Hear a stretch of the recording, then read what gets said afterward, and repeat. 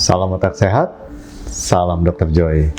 Sahabat, pada kisah tumor otak kali ini ada sesuatu yang sangat menarik sekali.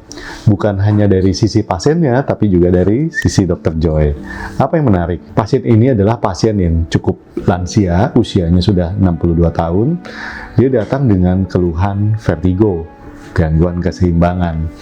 Dan ternyata penyebab gangguan vertigo yang sudah menahun itu adalah tumor otak. Kalau vertigo saya udah lama ya. 2 tahun kemarin tuh saya sering vertigonya sering kambuh. Terus tahun kemarin saya rasa kebanting gitu kepalanya. Jadi kalau bangun rasa mau jatuh gitu.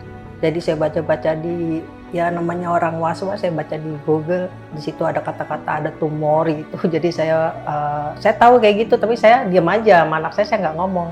Sebenarnya saya pengen MRI, tapi saya takut gitu loh. Ternyata kemarin anak saya, mama MRI, tapi saya gini, iya ya daripada saya minum konsumsi obat terus, ya udah saya ikut MRI ya. Ternyata ada tumor gitu. Lokasi tumornya ada di fossa posterior yang menekan cerebellum, otak kecil. Dan tumor ini, kalau kita lihat di gambar ini betul-betul melekat sekali pada struktur vena penting yang kita sebut sebagai sinus sigmoid. Sehingga ini akan menyulitkan tindakan operasi. Kalau kita melukai sinus sigmoid akan menyebabkan pendarahan hebat bahkan fatalitas. Adanya tumor ini tentu tidak bisa dibiarkan juga. Mau nggak mau harus diangkat. Kalau nggak, pasien ini akan menyebabkan vertigo yang terus-terusan dan gangguan keseimbangan. Oleh karena itu, keputusan harus diambil. Dan saya menerangkan pada pasien ini mau nggak mau dengan segala risiko kita harus ambil tumornya. Kalau ada apa-apa jangan takut gitu loh. Kalau mau operasi memang harus operasi karena itu untuk kebaikan gitu, untuk penyembuhan, itu jalan satu-satunya. Jadi jangan takut. Buktinya saya sehat gitu loh, sehat seperti segala. Ya sampai sekarang saya nggak merasakan pusing setelah operasi. Nah, yang menarik di sini adalah ternyata pasien ini adalah pasien Keio University Hospital di Tokyo. Nah, ini membuat saya deg-degan. Karena apa? Saya dulu juga belajar di Keio University. Beda saraf di sana adalah ya sebagian guru-guru saya. Jadi, sempat pasiennya bertanya, saya berobat di Keio atau berobat di Indonesia aja? Saya bilang, ya terserah Ibu, cuman kami di Indonesia juga bisa melakukan tindakan operasi yang tidak kalah dengan guru-guru saya di Keio. Tentu saja karena mereka sudah mengajarkan ke saya bagaimana melakukan operasi skull base surgery, brain tumor surgery dengan baik. Pada akhirnya pasien ini memutuskan, oke, karena dokter juga alumni atau pernah dididik di Keio, beliau memutuskan untuk operasi di Indonesia. Pada saat mempersiapkan dan melaksanakan operasi itu, saya betul-betul ya ibarat kata seperti kayak ujian sama guru-guru saya, karena kalau terjadi sesuatu, satu dan lain hal, dia akan kembali ke Keio dan rasanya kan gak enak. Jadi saya mempersiapkan yang terbaik dan puji Tuhan, jadi operasi berjalan dengan lancar. Jadi saya udah keluar, pada 1 jam berapa dicek semuanya, terus saya langsung ke kamar. Saya udah bersyukur, alhamdulillah saya nggak kenapa-kenapa. Tangan saya juga bisa gerak, kaki saya gerak, terus saya bisa ngobrol.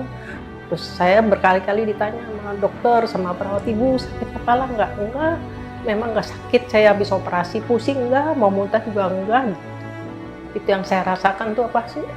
Alhamdulillah saya deh sehat gitu doang. Tindakan operasi yang kita lakukan ini, kita menggunakan teknik retrosigmoid.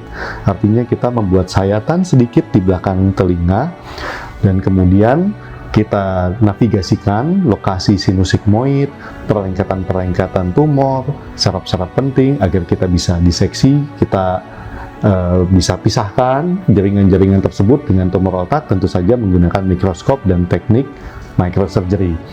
Nah, singkat cerita, operasi berjalan dengan lancar dan tumor bisa terangkat semua. Kalau sahabat lihat, tumor ini yang warnanya putih ini yang sudah melekat di pembuluh darah, nah sekarang sudah kosong, tumornya sudah terangkat 100% dan pembuluh darahnya juga tetap intak. Semua struktur saraf juga terlindungi. Dan pasien bahkan pagi operasi, siangnya sudah sadar, sorenya sudah ya mulai makan, mulai beraktivitas, mulai gerak, dan ya mungkin sekitar beberapa hari, 4 hari sudah bisa pulang ke rumah. Perawatannya sih sebentar ya. Tanggal 7 tuh saya baru masuk sore, masukin infus, terus Rabu pagi saya dioperasi. Kalau nggak salah, pokoknya hari Sabtu saya pulang. Operasi tanggal Rabu, hari Sabtu saya udah pulang. Tentu saja saya berterima kasih sekali. Saya bisa melakukan operasi ini tentu karena jasa guru-guru saya. Salah satunya adalah guru yang di University of Keio. Jadi dengan video ini saya juga ingin mengucapkan terima kasih kepada guru-guru saya itu, karena kita bisa berhasil mengaplikasikan ilmunya untuk menolong pasien-pasien tumor otak.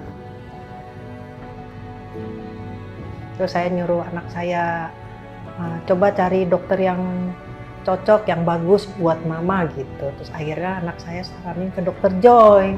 Makanya saya ketemu dengan dokter Joy, ya saya lihat mukanya itu seperti kasih saya tenang gitu loh. Tadinya saya takut tuh dioperasi, beneran takut nggak bangun gitu loh. Tapi setelah saya lihat mukanya dokter Joy itu meyakinkan sekali, oh nanti saya pasti sembuh dioperasi gitu. Jadi saya mau dioperasi gitu. Pada sebelumnya saya takut banget dioperasi. Apa sih, karena kebanyakan orang operasi pada nggak bangun gitu loh. Jadi saya takut gitu loh. Tapi setelah dioperasi, saya dengar sadarnya tuh, Bu, bangun Bu Titi. Ini langsung diobservasi, langsung amar, alhamdulillah. Jangan takut dioperasi, justru operasi itu jalan satunya kalau memang harus dioperasi. Operasi pokoknya, nggak usah was-was. Dulu saya was-was, tapi sekarang saya tenang karena memang itu. Dokternya juga bagus, itu aja. Ya, saya bersyukur ketemu dokter Joy itu aja. Demikian kisah tumor otak kali ini. Semoga sahabat selalu diberikan kesehatan. Salam otak sehat, salam Dr. Joy.